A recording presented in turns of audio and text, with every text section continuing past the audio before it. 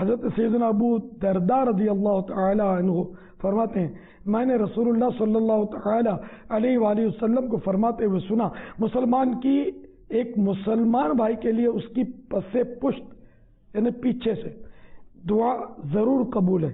اس کے سر کے پاس فرشتہ مقرر ہوتا ہے کہ وہ جب اپنے بھائی کے لیے دعائیں خیر کرتا ہے تو مقرر فرشتہ کہتا ہے آمین اور تجھے بھی اس جیسا ملے۔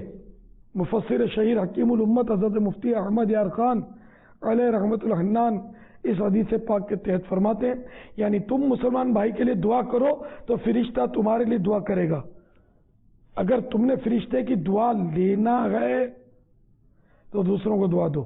بعض بزرگ جب کوئی دعا کرنا چاہتے ہیں تو پہلے دوسروں کے لیے دعا کرتے ہیں اور اپنے لیے بھی جمع کے سیغے سے دعا کرتے ہیں۔ یہ عمل بھی ہے کہ پہلے اپنے لیے دعا کریں پھر دوسرے کے لیے۔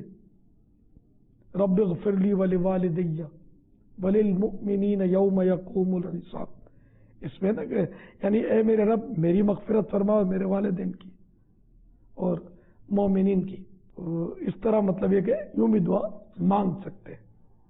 واللہ تعالی اعلم ورسولہ اعلم عز وجل وصلی اللہ تعالی علیہ وآلہ وسلم۔ صلو علی الحبیب صلی اللہ تعالی علی محمد۔